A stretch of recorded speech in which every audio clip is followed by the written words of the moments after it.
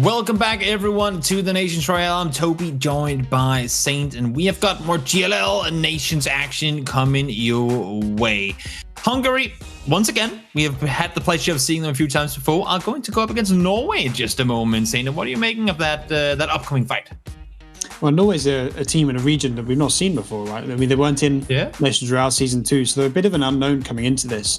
And they're facing what really now is looking like the dark horse of the competition, the team that we weren't necessarily expecting to get far, but who were doing really well in Hungary. So I think we're in for a really exciting match. I hope. Well, you can see the rosters here, Norway and Hungary, respectively. I want to say we know now the Hungarian roster pretty well, having seen them a few times. But despite that, or even in that case, I still feel like when we look at the individuals on the Norwegian roster, there's quite a few good-looking faces there. And Norway's a region with a really good sort of domestic ecosystem for PUBG, right? They have a big Norwegian league called Tøyelagen. All these players, I mean, a lot of these players have actually played against in that in the past. So I know for a fact that there's a lot of talent on that Norwegian roster. But we've seen from Hungary that yes, they don't necessarily have those players that we all know. I mean, as I've said in the past, BP5 have been a pretty good team for a while now. But as a team, they've been playing so well. So it's again kind of like what we saw with Norway with the Netherlands versus Ukraine. We had that one team that maybe might try and work better as a team versus the one that was just flat out with the better mechanics. I kind of feel like we have the same thing again with Norway versus Hungary.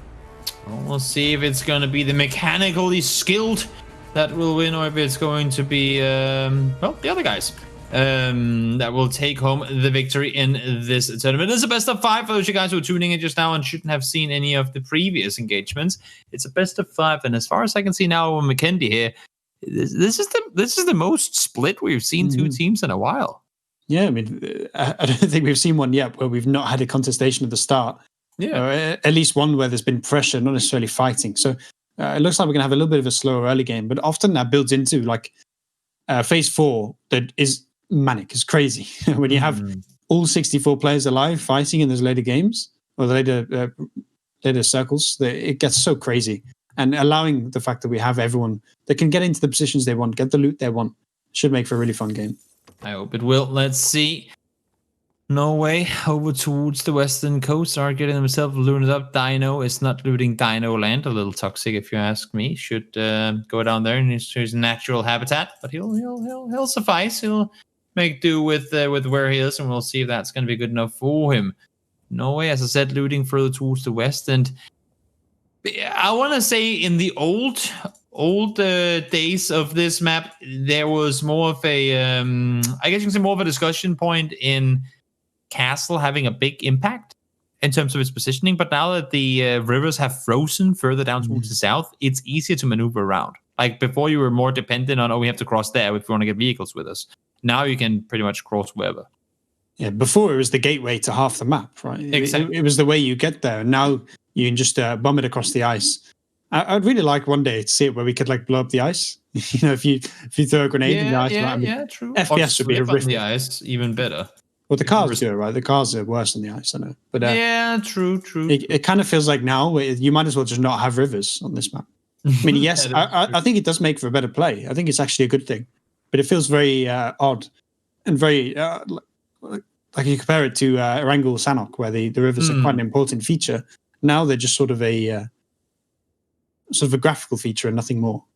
Yeah, true. I mean, as you said, I mean, the changes could be made where either you can make your way, like get through the ice, or like blow up parts of the ice and force people underwater, or other stuff could be done. Maybe, who knows? Maybe we'll see that. Maybe it's all part of the bigger plan of PUBG Corp. Let's see. Circles down towards the south, and well, as for right now, there's no clear victor in it because it's pretty it's split pretty even. Yeah, and it is one of those ones where I think the phase 3, phase 4 shifts are going to decide which team is the favorites. You know, because we're like both teams are allowing the other one to move into the positions they want to get a lot of control. Norway's doing a Hungary and running each other over, but they're letting each other sort of get their way into the map, leaving that slow early game, which should mean that when we get to that that big fight, we're going to have probably fully 50 players fighting for one compound. Norway getting into their cars, getting ready to move on forward. They will be able to do so without any immediate trouble. It's always worrying when you see multiple people in one car, but I feel like Nations Royale is probably the only exception. Yeah, but one thing I think is quite interesting about this matchup is we have a lot of groups in both teams that have played with each other for a while at a competitive level, like Ludobas and Symphonize, the people running each other over there. Those two have played together for like 3 years now. They've been on the same team for like 3 years.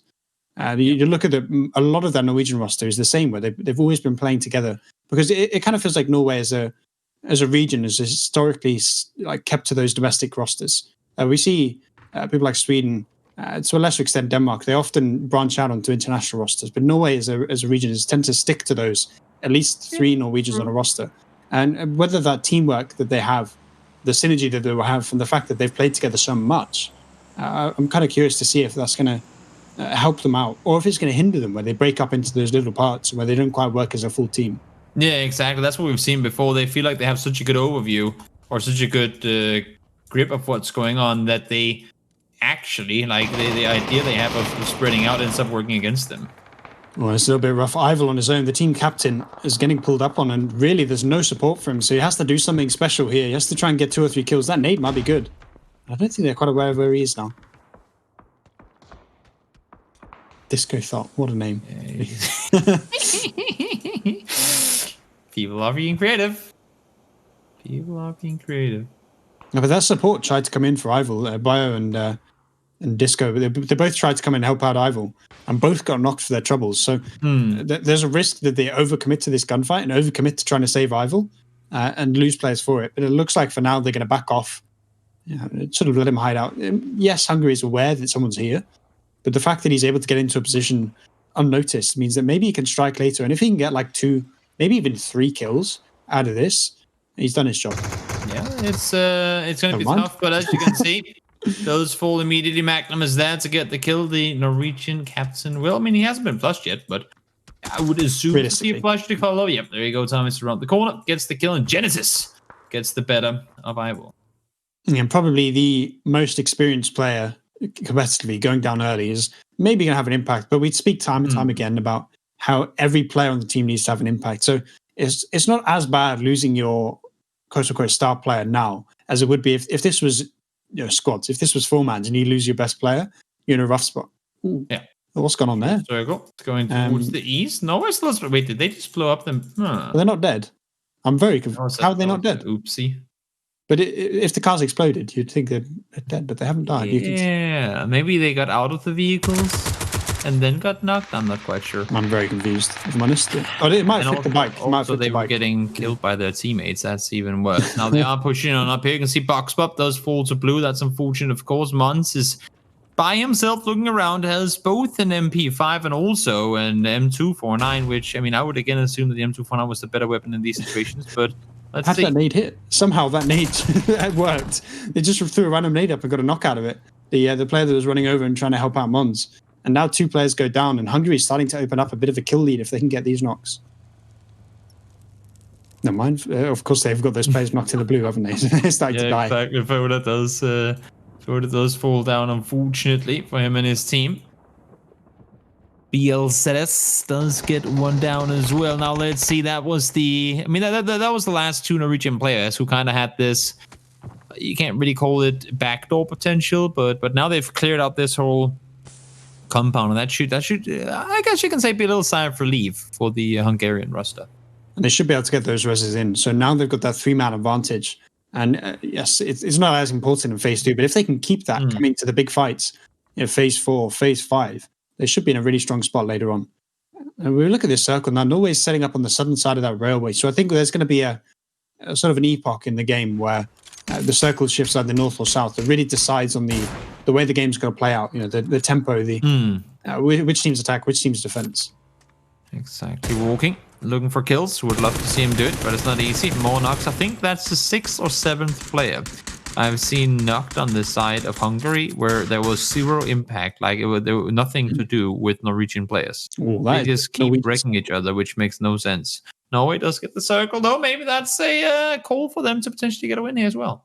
Yeah, this is where they need to make sure they take full control of the south side of this railway. If they can, it's a big hill basically in this area. It's all high ground. So if they can make sure they have complete control of the higher areas, force Hungary to play in the little dips and divots and take the dredges of the circle, then there's an opportunity here where Norway can really shut this game out. But there is that man advantage that's sort of in the back of their head. Norway know that if they can take a big gunfight, they're going to be in that advantage.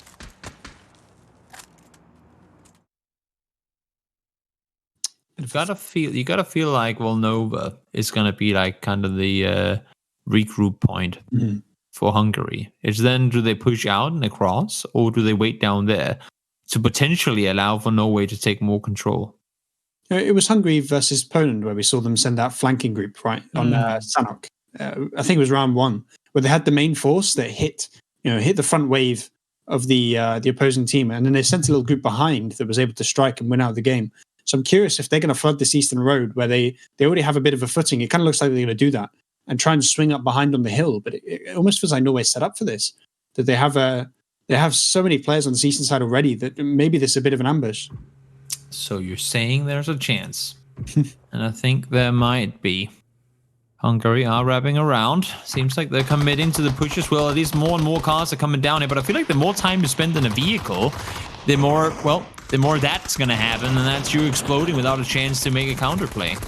And this is where that ambush is striking for Norway now. They've only got 1 kill so far, so it looks like the Hungarians might be able to get in. But if they can force the Hungarians to get stuck in these compounds, like pushing up from this compound, if you have people on the ridges above you, is impossible. This reminds me a lot of the push they did into South George, or North George, against Greece yesterday, which didn't really make a whole lot of sense to either of us. Now, they did manage to get the win regardless, so I guess we can't say too much. But maybe that was all a part of the bait, because now they're coming in from the east. You know what? Let's while we're in the middle of the chaos, let's get in some comms from what's happening over in the Norwegian pound of things. Det er bare fighten nå, gutta. Force mot force.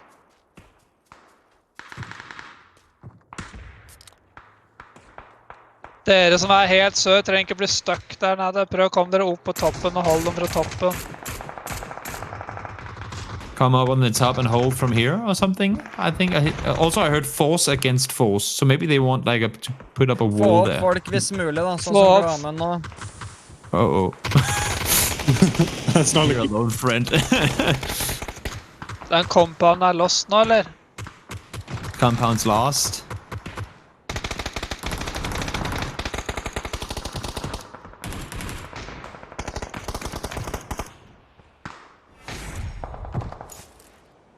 Right now, the kills are going in the favor of the Hungarians, and I mean, we heard it from Ivel there. They're losing compounds. They have to back off, but they still want to stand strong, it seems, at least. And I like the idea. I like the idea of them trying to get a foothold down. But I must say, though, that as interesting as the idea for Hungary pushing south around was, it didn't make a lot of sense, except for the fact that maybe it bought them a little more time to make the push forward, which, to be fair, has ended up working now. I mean, you see the way they played it. It was almost like it was bait. It pulled so many of those Norwegian players off the main hilltop.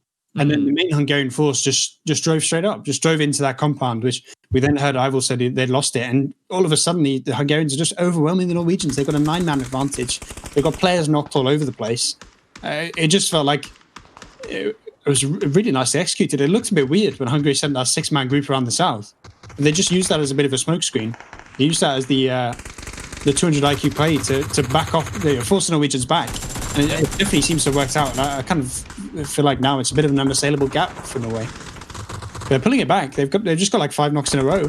So maybe there's an opportunity here. The Norwegians could clutch this out. They've still got a lot of their good players alive. As I say, that Intense goes down, one of the stars of the team. But there's definitely still an opportunity that Norway could somehow salvage this match. There might just be a chance. They're trying to get things turned around. You can see Bertaki and Brox BP5 trying to see if they can do some damage. A lot of kills are coming in now. Rudy falls. Nothing more he can do to stay alive, I'm afraid. At least not in this situation. What more can they do? Let's see. SG getting some kills, but it's trading back and forth pretty evenly, which you have to then say goes in favor of the Hungarian team because they had that lead coming into this fight.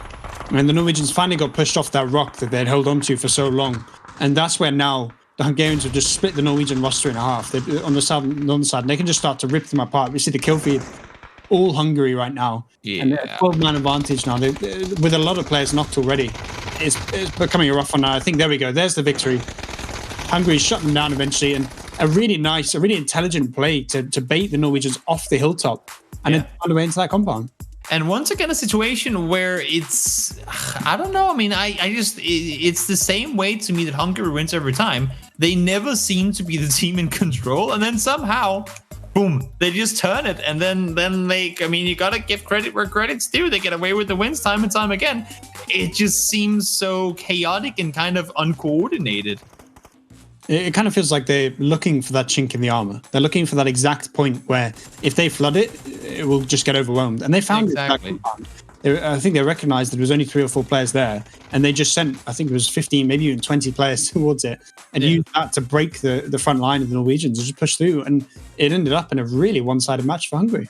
Exactly. It ended up being a win in the favor of Hungary. Not the prettiest one we've seen, but a win regardless. Of course, that's all that matters. This is a best of 5, so we have more matches coming your way, but there's going to be a short break before the next one comes along. So do us a favor, guys. Stick around, and I'll see you again real soon.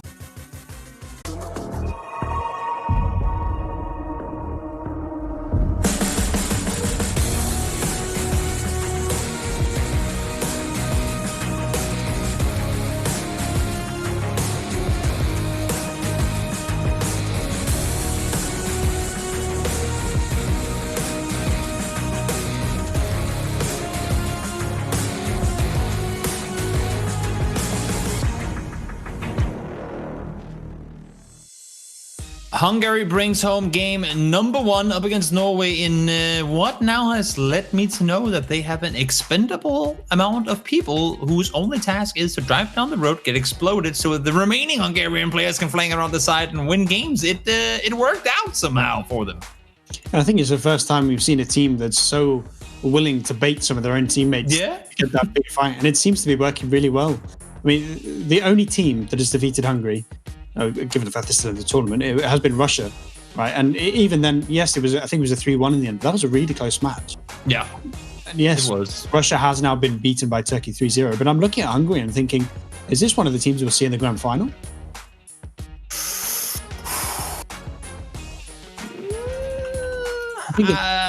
No. No. I honestly don't think a team like Ukraine, I don't see them beating the likes of Ukraine. I feel like the teams they've been up against so far haven't been the powerhouse teams that we know Ukraine and teams like Russia to be. And I don't know. But no, I don't feel like... I think it can be made, though, because yesterday they played Greece, who were semi-finalists last time. Now they're playing Norway, who... as a region, has been one of the most successful in PUBG. So there's an I definitely think they're showing that they're capable of making it. But yes, as you said, I think that Turkey-Ukraine match that we're probably going to see, I think, over the next few days, is going to be most likely the grand final. But I could see Hungary at least making it to the losers' finals, playing for that position. I definitely think they're one of the teams that you have to be nervous watching. You're looking at your potential opponents in the future. That I can agree with, but outside of that or above that, I still feel like there is a certain. I don't want to say. Yeah, I'm really trying not to step on anyone's toes here. I just feel like there's still a certain level of play that the likes of Turkey and Ukraine possess, where Hungary just isn't quite there. But then again, I mean, it's not always the individual skill it comes down to. We've seen it time and time again where on paper, I guess you could say the lesser team ends up winning because they, work better as a 32-man team than the few individual bright stars of any other team is. So who knows? Maybe is this the season for Hungary to go out and get things done? Interesting little circle here. We're going to go west. Pretty much no one. I think we've got one player in Intense on the eastern edge. But I'm looking at this and seeing those 2 Norwegian sort of exclaves, one in Milta, one in Yasnaya, that are both really not in a position where they can easily group up with the rest of their team. Pochinki Core should be able to go and take a really nice position on that western side of the map, but the rest of the Norwegian team is going to really struggle to make it in, at least make it in before the Hungarians. It's pretty safe to say that that I don't want to say Norway got screwed on this circle. It's so interesting to me how over the last couple of seasons things really have changed. The first 2 seasons, it was always you go east, we go west, or you go north, we go south, depending on the map. We never, I mean, and if there was the random off chance where 2 teams jump towards the same area, you would always see one team back off, because they were playing for let's go all 32 together and do something. But now people are just split all over the place. And I think teams are starting to recognize that you can take those early gunfights, and realistically, Nations Royale is not necessarily about getting all your players to the late game. It's about getting to the late game with an advantage, because once you come against that, phase 5 where you're 3 kills, 4 kills down, it becomes a really tough position to play out from. Yeah. If you then can flip it around, if you're then the one with that 4 kill advantage coming in, it's really strong. So taking those early gunfights is not necessarily a bad thing. And I think teams are starting to recognize that they can be a little bit more risky. They can go for those plays. But I still think we've seen the teams that have not necessarily grouped up with their drop, but have dropped in a fairly similar region of the map, tend to be doing a little bit better still. And I'm now looking at this and thinking that there's those 2 Norwegian groups that are going to really struggle making it in. I do feel like Norway are just split extremely. Like, by extremely, I mean absurdly thin here. Like, they're split thin to an extent that I don't feel like I've seen in this tournament before. Yeah, and it's that opportunity where Hungary can start shutting down these individual players. We see 2 now going down with no trading. So Hungary opening up a man advantage. Yes, 2 kills in 3 minutes is not that big. It's massive impact. But then if we get to that phase 5, phase 6, as we've said several times, it can start rolling all of a sudden. It becomes a bit of a snowball effect. Exactly.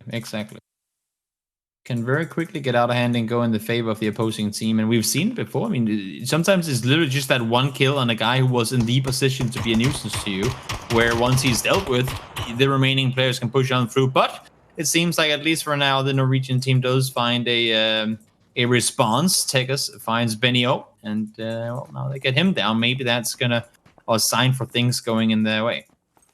Yeah, and I think this game, if Norway can keep their star players alive a little bit longer, I think they're going to be in a much better spot, because we saw Ival, I think, was the first player that died in the last game. Players like Intense, they had a bit of an impact, but they were still they were in that compound that we saw Hungary take and kill. So they lost a lot of their firepower really in the initial fight. So if they can keep those players alive going into the mid to late game, I think this time it should be a much closer match. And I think you're right as well. We'll see. Now walking is not walking, he's running, but he's getting across the bridge, trying to rotate towards the west, where, well, to be fair, that's where the circle is, but not a lot of players find themselves just yet. All the Norwegian players are making their transitions on over, but it's going to be a little while before they all get that far. Yeah, we see that the Norwegian core, right? There's got the center of the circle. But if Hungary can just group up and just hit that before the 2 groups on the east could do anything, there's not really much the Calvin's group can do, right? True. They're just get overwhelmed. If 20 players hit them and crash into them, try and take them out, yes, they might be able to trade effectively. They might be able to maybe go 1 for 1, but I just don't see them being able to hold on. Expect so Weeder is by himself. He has grown infamous for being one of the guys who is really excelling at running over teammates. So understandably, so there's no teammates with cars anywhere near him because they fear for their lives every time they go there. So how's he gonna impact? I mean, again, we have Genesis up north. They're also a 4-stack car of people not really able to do a whole lot to contribute in the current engagements. How are they gonna impact if they get down there way too late? I don't know. This could go either way. Yeah, I expect we're going to see Hungary try and take Everest. I think it's a really strong position in this circle, taking the hill on the northeastern side. And I kind of feel like the area around Gakke that Norway have taken really isn't that strong, because a lot of it's low ground. But the eastern side of that road is all below a ditch, right? So you don't get that much control from it. Yeah. Yes, historically, we've seen a lot of circles go towards there in competitive settings. These settings are a little bit different, a little bit Very different, to be fair. The way the circles work. So sometimes the circles are a bit less predictable, and they don't quite do what you expect. So I'm surprised that they've not gone for the hilltops. I'm thinking like observatory and the radio tower would be really strong positions. But now this Norwegian group will now take control of the center of the map. They're going to be in such a strong position if they can hold on. But how can you take control of the center? It's just a big field around the antenna. Well, I think you have to. How do you effectively? 32 people on radio tower. This compound here, the Western Hill and radio tower, I think gives you a lot of control of this. Yeah, true. But is it enough? I can't really find out if it is. The one thing is radio tower is very easy to crash, right? Especially if you send a lot of players there, you can play from the eastern side, and people on the west can't really support their teammates because there's so many pitches. So Norway, I think, has to prioritize this position with maybe, I want to say like 8 players. More might get it a bit congested and make it a bit difficult to play out of. But if they can take control of this, take those western compounds as well, and lock down that field, make sure that there's absolutely nowhere they can play. Hungary can play in that field. Then they're going to be in a really strong spot. But I think Norway are going to come and try and contest this because they know half or more than half of the Norwegian team is still out on the east. In order to do that, though, they have to execute it. If not already, then, well, already. You can see all the Hungarian players are coming down. But there are Norwegian players towards the antenna. Is it enough, though? That's another thing. I feel like Hungary has been really good at calling bluffs. Mm-hmm. They've seen a strong position, but then they've read that, okay, these guys actually aren't that many people there. So even though it's, oh no, there are people there already, it's also but remember how many players we are because we play closer to one another. So if they really want this position that Norway has right now, there's only, 6 or 7 people up there. If they push it with 20, it's theirs for the taking. Yeah, I definitely think it's a fight they could take and a fight they will win if they did take it. But then there's the question of, is that what they want? Do they want radio tower in this? Maybe the strategy is to set up on the compounds around it and try and force Norway into a similar position, because it kind of feels like a lot of these Norwegian players now are coming through, and the only place they can go is either stay on the edge or go crash that radio tower. Well, those 2 players are super low. So low on HP, so many of them. Monkey Dead Plum can't find anything, unfortunately. Here comes one more. Rudy has 1 more HP left. Oh no, spins out. Does he get to stay alive? Jumps out of the vehicle, prones down, and there finally, Dead Plum gets a kill. And look at that kill feed. Hungary is starting to have all these players rotating in late, and they've got 4, 5, I think maybe even 6 knocks now. They're finally sending it to Aiden. That car is super low, but he gets out. He's okay. But that kill feed, it's starting to turn around. Yeah, Norway's starting to strike back a little bit. Rifle went down to the blue. So there's no one in that car, Hellcat. Maybe we should inform him. It is the result, the aftermath of what happened just before that's blown up there. Van T was trying to push towards the left side, didn't really work out. Now Res has come in, so there are 2 people down here from BP5, but no, as you can see, Johnny does find 1. There's 1 more live outside, but they should be dealing with him soon as well. Yes, there you go. Yeah, no, I really like Norway's positioning. Yes, they haven't got that amount of advantage. The 6 goes down. I mean, with these trades, there'll be, I think, 4, maybe 5. But they have control of those 3 positions that I said would be quite strong. You have the west, the southern compound, and the radio tower. So, I mean, you look at the mini-map on the bottom right there, and how many Hungarian players aren't in the circle. All these players around here are now stuck in a really bad spot.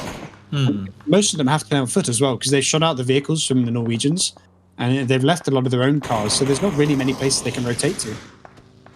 I was problem trying to not become one. Jumps on out, might want to stop and heal for a second. That's exactly what he's going to do. And you can see these Hungarian players, they are starting to run around more together right now. I still feel like Norway is split all over the place. They have some people down here, they have people up on the antenna, and they have people over towards the west side, yellow houses too. They just can't do anything when this is the way that they're being attacked all the time by just brute force. Yeah, these stragglers are really... Those 3 positions we spoke about being strong.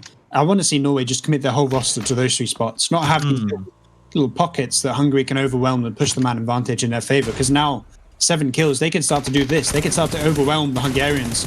And I think Hungary, can they take control of Radio Tower? I think there's an opportunity. They're running away. Norway is literally sending it back to safety. I mean, look at the circle. I understand why. I can understand why you don't necessarily want radio tower in this zone, but there is that point where you just need to take the fight, right? Yeah.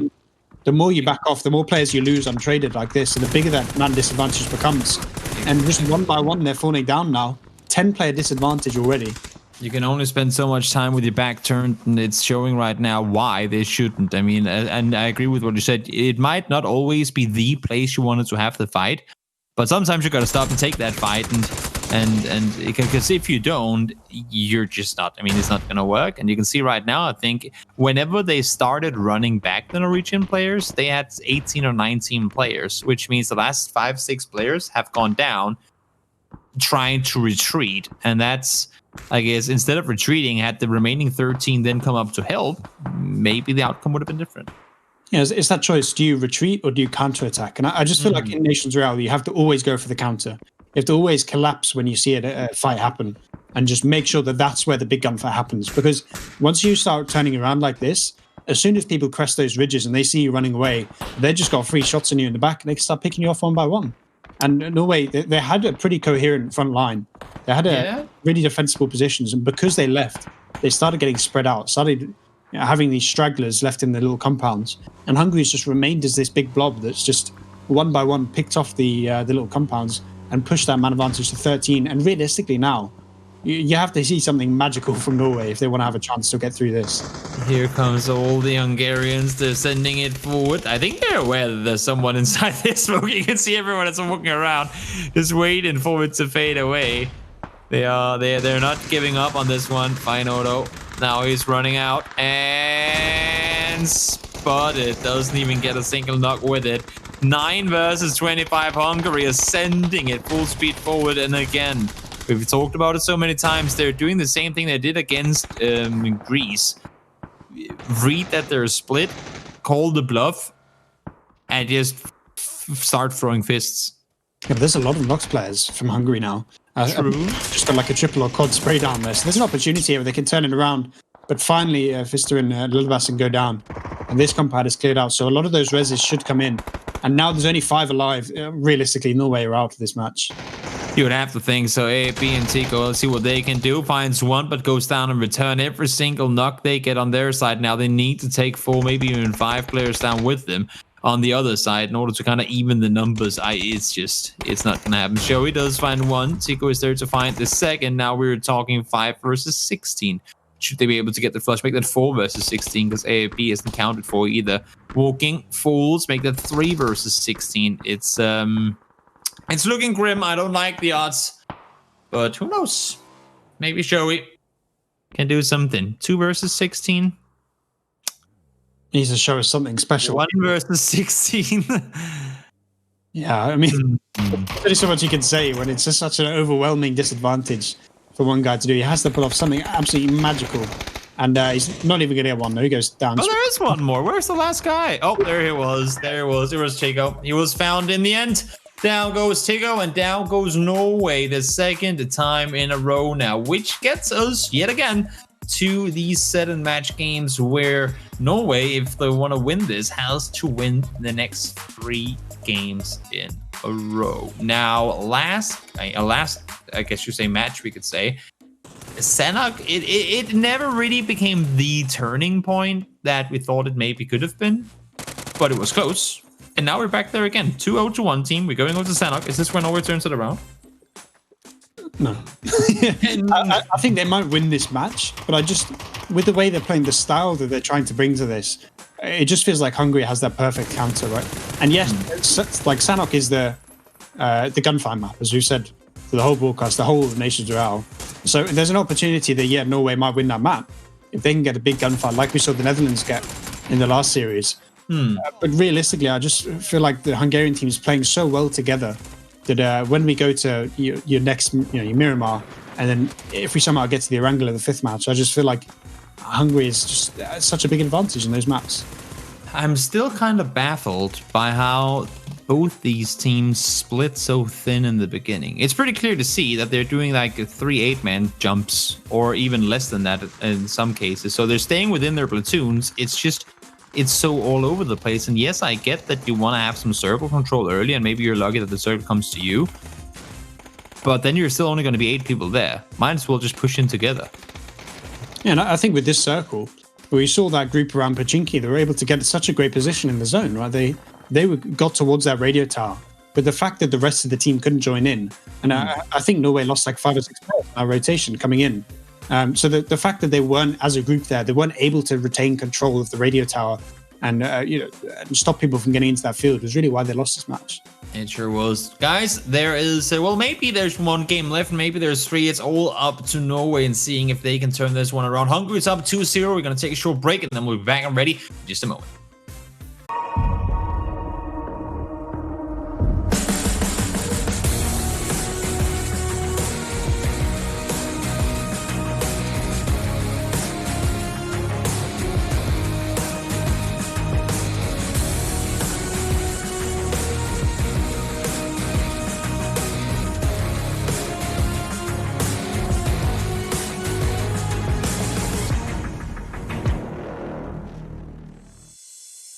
Hungary extends the lead to 2-0 over Norway, and well, now we headed over to Sanok, which could turn the tide, but I must say, and you said it before as well, saying it doesn't seem like it's going to happen. No, I feel like Hungary, as a team, have the best team play of any team we've seen in this tournament. And yes, the mechanical skill may not necessarily be there compared to teams like Russia, like Ukraine and Turkey, but they look so good as a team that I just don't see them losing another map. Do you say that throughout the rest of the... have you just picked them to win the tournament? I think they'll make the final. I think Turkey will beat them in the final. That's my prediction. We see a Turkey-Ukraine grand final.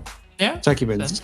But I just think they look so good as a team. Yes, as I said, mechanically, maybe not all there. But the fact that they're shutting down places like regions like Norway. Norway is a team. I mean, you look at the team, how stacked it is. There's a lot of players on there with international pedigree in terms of tournaments. Yeah. And the fact that they're just blowing them out of the water so far is just really impressive for me. It sure is. It's as if they just know where to go. Kind of. They maneuver around wisely, and well, I say wisely. They did do some pretty strange things too. But overall, I mean, I'd like to see what they've been doing. I like their willingness to attempt things, whether it's gonna work or not. I mean, somehow they tend to make it work. But like they play on Vikendi where they just sent like 5 cars as a hello, we're over here, while they then push up the other direction. I think that's creative, and it's not something we're really seeing a lot of other teams try to do. Yeah, we see some teams like they try to outmaneuver and outposition rather than just taking what they have and using it. And it always feels like Norway, and they don't necessarily get the best positions in the circle, but they just find a way to isolate that weak point in the armor. For the defensive team. They always seem to be the team on the attack. And, based on what we heard from the captain last week, I'm pretty sure that it must be intentional. It definitely seems to be working. Indeed it does. Now let's see how are things going to pan out here. Hungary spreading out literally all over the place, taking 3/4 or 3/4 of the map, and allowing for Norway to maintain control of the northeast. You'd think that at least percentage-wise, that leaves Hungary with a bigger chance to get the biggest piece of the circle. We've seen a lot of fairly central circles on Sanok so far. Sort of a south of boot camp, sometimes straying onto the western island. But I'm looking at this and I'm thinking if it does go north, Norway has an opportunity to really prevent Hungary from getting in. But the first 2 maps we've seen, they're not really able to do that. So I think there's this question of, as we see the circle, it's going to be another sort of southern one towards the southern island. Pretty much what we saw last series. But it kind of feels like Hungary doesn't want to be the team in the good position. And they want to be the team pushing. So I expect maybe they're just going to maybe let Norway push out from boot camp towards where Hellcat is and then try and pinch them there. Could be. I see what you're saying. And them trying. It's not like they're on purpose trying to get into bad spots. They just somehow kind of end up there, and that's what makes it even more impressive to me, the fact that they actually still manage to turn it around despite that. Yeah, I think historically we've seen teams that get control of the center of the map and are able to lock down a large area of the circle, have like a high percentage of winning. Hungary just seems to do the opposite, where they just take their time getting to that first circle. They don't necessarily put themselves in an awful spot, but they put themselves in a position where they have to be proactive. Rather, they're never the team reacting to what the other one's doing. It's always, where do we want to go? other people there will just go take it. And it just works perfectly. And I think in this, on a map that is so much influenced by those gunfights that happen, Hungary's willingness to take those fights, I think, will see them through. Well, let's see. Tom, he's looking around. He's obviously heard people. He's seen people too. But is he aware of the extent of what he's running into here? Because I mean, he's probably, I would assume, going to be the first one to fall. But this is really where the kind of the Hungarian border starts. They'd almost put him down. I'm looking at this and I'm thinking, there's an opportunity here for Norway to open up a man advantage, but they're just getting picked apart. I mean, once again, they lose a player first. At least it's not Ival this time, but they're losing players early again. But there's an opportunity for Arb, for Tico to strike back. Pinjok's in a rough one. And realistically, those two players, they have no support there. So I just want to see them get a couple kills. Like, if they take 3 down and then die, they've done their job for the game. They can move on, maybe wait for the next map if we have one, or they can go make some food. You know, they've done their job. They've done their exactly what they need to do in this situation. As long as they can take players with them. But if they then go down without doing that, if those stragglers get picked off and don't have an impact on the game, that's where it becomes a bad idea. Well, see, Norway doesn't exactly have the numbers in terms of how many players are inside the circle. They don't really have the space either, but who knows? Maybe they will have the fighting power to take home the, well, I mean, I guess you can say a very needed win, because if they don't win this map, then they're out. Yeah, it's worth pointing out, this is lower bracket. So both these teams, this is their last chance to make it through to the next round. You know, they don't have a second loss that they can use. So realistically, Hungary, I mean, you have to think that they're feeling pretty good coming into this, but there's still that added pressure. And then this guy's not paying attention. Just got a guy showing house. But, you know, there's that pressure coming into this where, you know, if you do start to slip up, let's say they lose this map, then in the back of their heads, they're like, oh, we need to do something quick. Adel does eventually strike. Reps really wasn't paying attention there. I think they walked into the same building and started looting. Just didn't realize it was an enemy. But, you know, it's that pressure point of we have everything to lose now with the 2 maps up. You know, do you then start to play a little bit more reserved because you're scared you do something that's a mistake? Or do you just keep playing how you know, if Hungary does keep playing how they have been in the past, you'd expect they're going to win it out. But I'm curious to see if they start making those little errors out of nerves. Yeah, I don't know. I mean, you can see Hungary they are kind of starting to push up towards Norway. I feel like 6-7 players out towards the east. I don't know if it's worth it for them to try and push forward the way they are right now. I feel like if they go down, that's just a lot of players lost, kind of without a gain, because they're all on the opposite side of the circle anyway. So there wouldn't really be any play potential where they get a kill or 2 and then they get help from the rest of the team, because they would have to then have everyone run over the river to the east, which seems like a misplay in my book. But let's see what they're deciding to do. Yeah, I like this positioning for Norway so far, that they've got control of this compound by the bridge and also the hilltop. Yes, the circle's probably not going to end here, but you get a lot of vision from where they are. You get a lot of pressure that you can put down. You could probably pick off a couple of Hungarian players on this western side. And as you can see, there's that big group of Hungarians that are stuck now on the other side of those 2 bridges. So if the circle does come east, they then have to try and run around and get to Painan first and try and make a way through there. So I'm liking what Norway's doing so far, but there is still that... Oh, nice shot, but I'm still walking there. But there's still that... I think there's a group of Hungarians on the east, like 6-7 players. Yeah. That potentially could come in and strike them in the back. Well, let's see if that's going to have the effect that they probably would wanted it to have. I mean, I was going to say, someone has to be the first to cross the bridge, right? Calvin is out here, is by himself too, and now, oh my lord, he just got headshot by his teammate. That's suboptimal. That's not good. I'm curious why they're doing this as well, because they have the majority of the circle on the eastern side. Yeah. But it kind of feels like Norway are trying to cause that fight. I mean, we talk about how important fights are. It's not good at that. I was going to hype the nade up, but that was like 20 meters away. But it kind of feels like they don't want to be the team on the defense, even though they're in the position where they probably could be. Yeah. And it's working so far. That kill feed is mostly in favor of Norway so far. Yeah, they're getting things done. They're getting things done over there. Let's see, they are sending more and more players out towards that bridge. I feel like if you're Hungary, you have to read this. You have to register that's going on and respond to it by having a lot of players hold this bridge. I mean, there's only so many places they can go off of this bridge. Yeah, it's one of those things. I'm surprised no one's got control of Painan.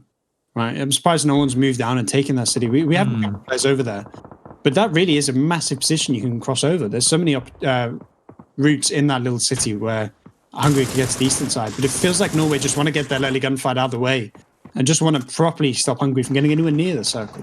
Yeah, you see the new circle has shifted towards the east, so it's actually going to force the Hungarian players to push across the opposite way, which now makes it a little interesting that that Norway are the ones on the bridge. Yeah, but it's one of those ones where the gunfight still feels pretty 50-50. I think Norway had a little bit of an advantage coming into it. They could have gone 4 kill advantage. Now it's even. And the fact that they've sent so many players west over that bridge, and now it's starting to get killed. Kill feed, I think last 6 kills have all been Hungarian. So now Hungary is starting to find a way into this game and starting to open up that man advantage. And there goes 3 players just like that. And you know how that is? You know why that is? Because the players, as you can see, the players from Norway got caught on the bridge. They sent it down, and then when they realized, oh my god, we actually don't have to cross, we have to go back, it was too late because Hungarian players had already made their presence known over on the eastern side of the riverbank. So that got them all killed. You can see Berling, a nice nade coming in. They're starting to pick them apart. I actually, for a second, thought, wow, we're heading into game 4. But that just turned around damn quickly, and now, I mean, how are they on the west? Players were inside the circle. Now they swapped sides somehow. Oh, I don't know how that's happened, but Norway have really thrown away such a big advantage by. I mean, we were saying we wanted them to be aggressive, but that's not the aggression we meant. No, I mean, Calvin tried to cross out to get info, and then with everyone joining him, I don't know if it was him who called that they should cross the bridge or what it was, but it just, I mean, it was a misplay. They had the circle towards the east. You just stay on the other side of the bridge, force the Hungarian players to be the ones to cross it, and then make a play on that instead. And now a 14-player advantage in their favor. So realistically, this 8-man group has to go off, has to do something magical to team have a chance, and they're just getting picked apart. They're barely even managing to get those 1-for-1 trades right now. So even though they're actually only fighting like 3 or 4 people as an 8, they're still losing somehow. Hungary just has them on lock right now. They have so much better team play. Party to find the strikes. He was going to hit 2. Fair play. Yeah, Party does manage to find something. Proix gets a flush on a teammate with a pan. That's interesting. I'm so confused. He's not dead just yet, but yeah, I mean, it just seemed like Norway, as you said, they wanted to take the fight to Hungary, but a little preemptively. They shouldn't have done so. They should have backed off and just waited for a little while longer. Here comes one more Party Beetle. Well, that journey's only gonna last so long. The remaining Norwegian players all down by the shoreline, either in the compound on one side or by the water on the other. This is going to look ugly. Ivel, actually, one of the last 2 players alive, I believe, maybe 3 players alive. The team captain is trying to make something happen, but there's not a lot to happen as I say that. Dooley does find 2. Ivel is there. Tico is there. Something is happening, but is it more of a 300 Spartan versus all the Persians coming through, or what's going to happen here? The problem right now is that like getting 2 or 3 knocks is just not enough. For now, each player needs to get 5 or 6. And there he goes. There's Ivel. So I think 1 more alive now. Tico last man up. But it felt like they could have taken the fight if they'd stayed on the eastern side. And in terms of being the proactive team, they pushed up to the bridges really nicely and held Hungary on the west, and then decided that the position they're in wasn't good enough, and they just went for the fight for no reason. And Hungary just shut them down. They were so exposed when they were trying to cross over. And there we go, the hot 3-0 from Hungary. Wow. 11 minutes is what it took for Hungary to bring home the chicken dinner on Sanok. And to be fair, which I thought was going to be not only a more even match, but probably also a match that Norway was going to win. They had the circles, they had the position, and it seemed like in the beginning they knew what to do in order to close it out. But then the push across the bridge, the aggression, just, I mean, I like the fact that they go aggressive, just not there, not in that situation. Yeah, I mean, I think they sort of confuse the idea of being aggressive with the idea of pushing out of a strong position. You can be aggressive without actually being the attacking team, right? If you put yourself in an aggressive position and then hold that position, that's what you want to be doing. And when they had control of the bridge and the eastern side of that compound, they were in such an aggressive spot where Hungary had to take the gunfight, and Norway could have forced them, could have corralled them into 2 really exposed angles. And instead, Norway just walked into those angles and just started feeding the Hungarian team. And I don't want to say didn't necessarily get gifted. It was still a pretty even fight until at least we saw those. I think one nade got like 3 people down under the bridge, and once we started seeing those pockets get destroyed, it really swung in Hungary's favour. But at least initially it was a fairly even fight. But it could have been so one-sided for Norway. Yeah, that's what I was thinking too. It could easily have gone in their favor, but you got to give it to Hungary as well. I mean, they react to what happens from the opposing team, and while they might not have understood them trying to push across the bridge either, they still played accordingly and managed to not only get the kill on them, but also wrap around and get the win in. It's a really great effort there. Yeah, I'm starting to get on that Hungary hype train properly now. I mean, every map we see them, they just look better and better. They look so dominant as a team, and I'm really surprised. I've said that there are players on my team that are quite good. You know, Photo Ribbons have, at an amateur level, been really good. But I have to emphasize amateur level. You know, there's no none of those players have been playing at a professional level, and the fact that they're destroying professional players is pretty impressive to see. Yep, I believe we might be able to take a look at the brackets and see where this leaves us. Hungary beats Norway. They'll be going up against Russia again. Good luck tomorrow. Yeah. With that's not going to be tomorrow, is it? I think I don't think we've announced what day it's going to be on. There's some rescheduling going on. Finland up against Kazakhstan after they beat Estonia. That match is going on right now, and that's of course the lower bracket here. This is it's starting to look like the teams who deserve to be here are the ones who are here, and of course no changes here. We followed Ukraine beat Netherlands 3-1, and Turkey managed to 3-0 Russia early on today, and they'll of course be headed straight on into the upper finals. So it's been an interesting season, this one. There has been, I feel like, some new development overall in how teams, maybe not how they go about the mid and late game, like actual fighting, but at least 100% change-ups in terms of how they land and loot. A lot more spreading out now, as opposed to before. It was like you claim that one corner of the compass, right? And then you kind of stick to that until your captain says, okay, now everyone is looted, now we can go. Teams are a little more, instead of depending on the whole platoon together, it's like more squad dependent within the platoon. Yeah, and Nations Royale really is the only tournament of its type, right? We don't see 32v32 very often. And it kind of feels like now we're in the 3rd season of Nations Royale. There are teams that are starting to figure out that way you need to play. You're starting to figure out the strategies that do work, the strategies that don't. And the teams that are better able to work as a team in those really aggressive styles that we see Hungary doing, we've seen from Russia as well. Yes, Russia lost today, but both of those teams have looked really good. So I'm really excited to see how much these big teams we have now. That Russian-Hungary match is going to be really good. But we've also got Turkey versus Ukraine, another match of 2 teams that are really stacked. So 2 games that I'm really excited to see later on. Yeah, it's going to be real fun to watch. But guys, that was it for us today. A 3-1 for Ukraine and a 3-0 for Hungary over Norway. The next broadcast here will be on Sunday, where we'll be following the Asian division, or Asian region, I should say, of this tournament. We also have some NA and LATAM teams to join towards later on as well. So there's going to be plenty more Nations Royale PUBG coming to you over the next day. So if you haven't already, make sure to follow. On behalf of myself and Saint and all of the guys at GLL, thank you so much for tuning in, and we'll see you all next time.